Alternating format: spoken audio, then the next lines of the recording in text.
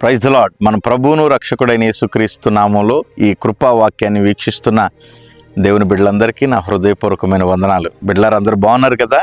ఈ శుభవేళ దేవుడిస్తున్న ఒక మాటను చూద్దాం. అపోస్తుడైన పౌలు కొరింథీకి రాసిన మొదటి పత్రిక 1వ అధ్యాయం 9వ వచనాన్ని చూస్తే,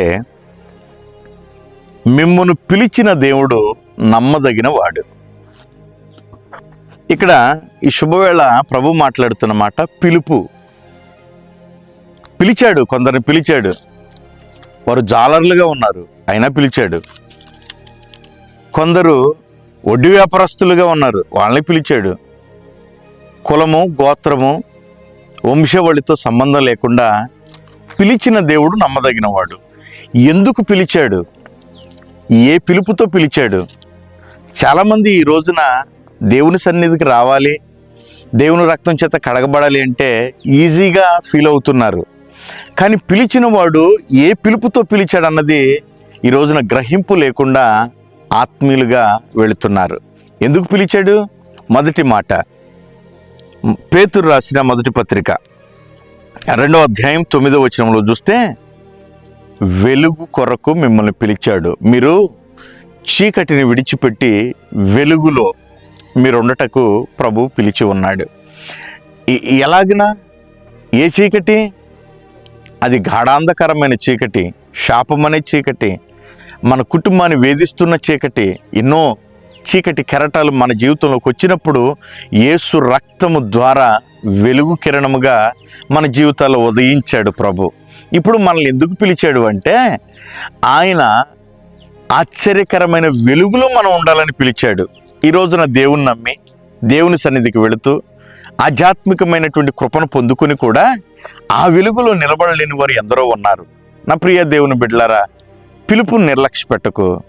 ఆ పిలిచిన వాని ఎదుట నిలబడి నీవు గనక ఆయన సన్నిధిలో వెలుగుకరంగా నీవు బ్రతికితే నీ కుటుంబం ధన్యం అవుతుంది. ఎందుకు పిలిచాడంటే, రెండో మాట, పౌలు కొరింథీ సంఘానికి రాసిన మొదటి పత్రిక 7వ అధ్యాయం 15వ వచనంలో చూస్తే, మనం సమాధానంగా ఉండుటకు పిలువబడ్డామంట. ఈ రోజున కుటుంబంలో సమాధానం ఉందా? సంఘములో సమాధానం ఉందా? సేవకులతో సమాధానం ఉందా అంటే ఈ రోజున ఆ సమాధాన బంధం లేదు. అన్నీ బాగుంటే సమాధానం, ఏమీ లేకపోతే అసమాధానం. కానీ ఎందుకు పిలిచాడు అంటే, సమస్త విషయాల్లో మనం సమాధానం కలిగిన వ్యక్తులుగా ఉండుటకు ప్రభు మనల్ని పిలిచాడు. ఇంకెందుకు పిలిచాడంటే, ఆఖరి మాట చూద్దాం. గలతీ పత్రిక 1వ అధ్యాయం 6వ వచనంలో చూస్తే, భిన్నమైన బోధల చుట్టూ అనేకులు తిరుగుతున్నారంట. మనల్ని అయితే ప్రభు చెప్తున్న మాట, సత్య బోధలో మీరు కాచుకొని ఉండాలి. అందుకు ప్రభు పిలిచాడు. రీసెంట్గా చాలా యూట్యూబ్లో కానీ, ఇన్స్టాలో కానీ, ఫేస్బుక్లో కానీ కొన్ని న్యూస్ చూస్తున్నప్పుడు గందరగోళమైన పరిస్థితి ఆత్మీయులకు కూడా కనబడుతుంది. ఒరే, కచ్చీపులో అభిషేకం ఎక్కడుంది? దువ్వెల్లో అభిషేకం ఎక్కడుంది? సేవకుడి చెప్పుల్లో అభిషేకం ఎక్కడుంది?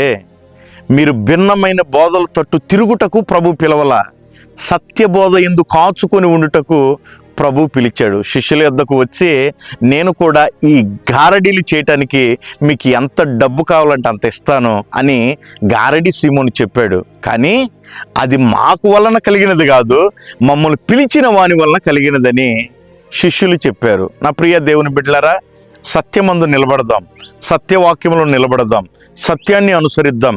బైబిల్ ఏం చెబుతుంది? దేవుని వాక్యం ఏం నడిపిస్తుంది? నీ ఉన్న సంఘములో 4 ఉన్నారా? 5 ఉన్నారా? 10 మంది ఉన్నారా? నువ్వు లెక్కించకు, బోధన చూడు. అది బోధ సరి అయినదైతే నీ కుటుంబం దీవించబడుతుంది. ఆ బోధ మంచిదైనదైతే నీ ఆధ్యాత్మిక జీవితం వెలిగించబడుతుంది. అప్పుడు ఆయన పిలిచిన పిలుపు స్థిరమవుతుంది. ఆ పిలుపులో ఉందాం, దేవునికి సాక్షులుగా మారదాం. అట్టి కృప దేవుడు మనందరికి ఇచ్చునుగాక. ఓ చిన్న ప్రార్థన. దయగల తండ్రి, నీకు స్తోత్రం. నీవు పిలిచింది మమ్మల్ని వెలుగులో ఉండుటకు పిలిచారు. మీరు మమ్మల్ని పిలిచింది సమాధానంగా ఉండుటకు పిలిచారు. మీరు మమ్మల్ని పిలిచింది సత్యబోధలో నిలబడటకు పిలిచారు. ఈ రోజున ఈ మాటలు విన్న నీ బిడ్డలందరినీ కూడా ఈ పిలుపులో నిలబెట్టి వారికి కావలసిన దీవెనలు వారికి మీరు కలుగ చేయమని యేసు నామమున అడుగుచున్నాను తండ్రి. ఆమేన్. God bless you. దేవుడు మిమ్మల్ని దీవించునుగాక.